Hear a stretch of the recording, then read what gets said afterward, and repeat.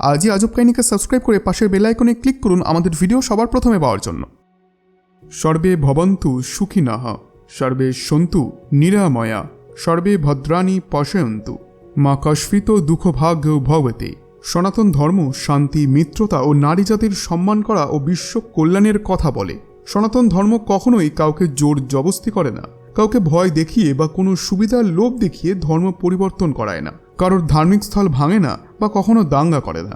বন্ধুরা, যে হিসেবে সনাতন ধর্ম গোটা দুনিয়ায় ছড়িয়ে যাচ্ছে, প্রত্যেক বিদেশি মহিলা ও পুরুষেরা সনাতন ধর্মকে গ্রহণ করে নিচ্ছেন, নিজেদের ওয়েস্টার্ন কালচারকে ছেড়ে সনাতন কালচারকে গ্রহণ করছেন, তা দেখে কিন্তু বেশ ভয় রয়েছেন কিছু কট্টরপন্থী চিন্তাভাবাপন্ন মানুষ এখন অন্য ধর্ম ত্যাগ করে সনাতন ধর্ম এই কারণেও গ্রহণ করছেন কারণ সেখানে নারীর সম্মান করা হয়। আর এই প্রেম ভাবনার জন্যই পৃথিবী জুড়ে মাঝে মধ্যেই এমন খবর উঠে আসে যে এক মুসলিম ব্যক্তি বা বিদেশি কোনো ব্যক্তি তার কালচার ছেড়ে সনাতন ধর্মকে অ্যাডপ্ট করে নিচ্ছেন। এমনই একজন হলেন অ্যান্টন অ্যান্ড্রিভ। ইউক্রেনের যুদ্ধ চলার মাঝেই রাশিয়ান এই সাইকোলজিস্ট চলে এলেন ভারতের কাশীতে, আর সেখানে এসেই তিনি সনাতন সংস্কৃতির দীক্ষা নিলেন। হ্যাঁ বন্ধুরা, তিনি অ্যান্টন অ্যান্ড্রিভ থেকে হয়ে যান অনন্তানন্দ, এবং এক রাশিয়ান মহিলাও ভারতে আসেন কেবলমাত্র সনাতন ধর্ম গ্রহণ করার জন্য, আর সেটিও মহাদেবের নগর কাশীতে। ভাবুন একবার, এই মোহ এক এমন মোহ যার জন্য মানুষ অন্য দেশ থেকেও চলে আসছেন।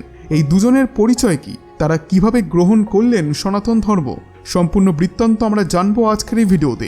নমস্কার প্রিয় দর্শক, আজব কাহিনীর আরও একটি নতুন ভিডিওতে আপনাদের সবাইকে স্বাগত। আপনাদের কাছে ছোট্ট একটি অনুরোধ করব, কমেন্টে অবশ্যই লিখুন হর হর মহাদেব।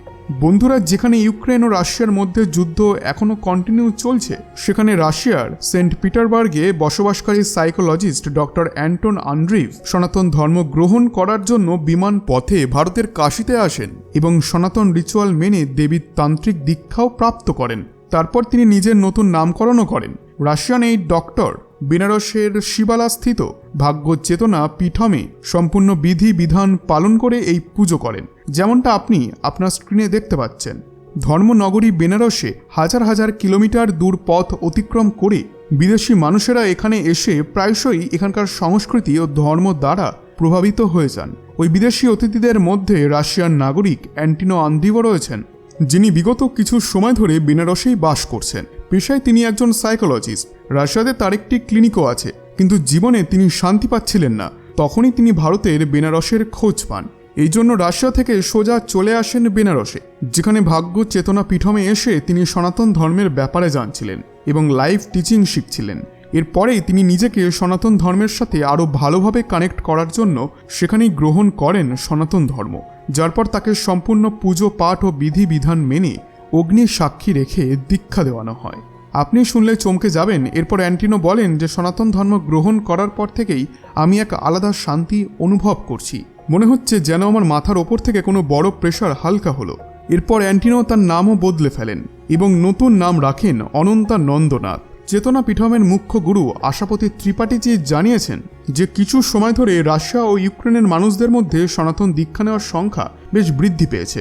আগেও এই দেশগুলি থেকে মানুষ আসতেন দীক্ষা নিতে, কিন্তু কিছু সময় ধরে সেই সংখ্যা আরও বেড়েছে। আর ডক্টর অ্যান্টিনোও তাদের মধ্যে একজন, যিনি এক সপ্তাহ ধরে বেনারসে ছিলেন তার কুণ্ডলী জাগ্রত করতে, এবং এক সপ্তাহ পর তিনি দেবীর চরণে প্রণাম করে দীক্ষা প্রাপ্ত করেন। এবার দ্বিতীয় যার কথা বলবো, তিনি একজন রাশিয়ান মহিলা। ইনিও ভোলে বাবার স্থান কাশীতেই সনাতন ধর্ম গ্রহণ করেন। সাথে তিনি বাবা ভোলেনাথের রুদ্রাভিষেকও করেন এবং বলেন, এতে এক আলাদাই শান্তি আমি পেলাম।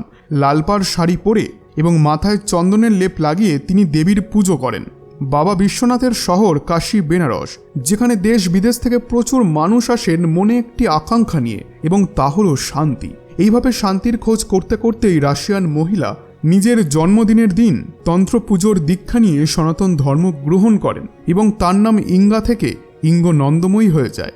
বেনারসের শিবালা ঘাটের নিকট বাগলক পীঠমে তিনি দেবীকে সাক্ষী রেখে দীক্ষা গ্রহণ করেন। দীক্ষা নেওয়ার আগে ইঙ্গা সম্পূর্ণভাবে ভারতীয় পোশাক পরিধান করেন এবং তারপর পুজো পাঠে বসে সনাতন ধর্ম প্রক্রিয়ার পালন করে তিনি হিন্দু ধর্ম গ্রহণ করেন। আপনাদেরকে বলে দিই, ইঙ্গা রাশিয়ার মস্কোর বাসিন্দা। তিনি বেনারসের পণ্ডিত আশাপতি ত্রিপাঠীর মাধ্যমে দীক্ষা গ্রহণ করেন। দীক্ষা নেওয়ার পর তিনি ভোলেনাথের রুদ্রাভিষেকও করেন। আশাপতি ত্রিপাঠীজি জানিয়েছেন যে ইঙ্গা প্রথম থেকেই তান্ত্রিক দীক্ষা লাভ করেছিলেন, কিন্তু মনে তারপরেও শান্তি পাচ্ছিলেন না। হতে পারে যে এক্সেসিভ কাজের জন্য তিনি প্রেসারে ছিলেন, তাই শান্তি লাভের জন্য তিনি সনাতন ধর্ম গ্রহণ করে নেন।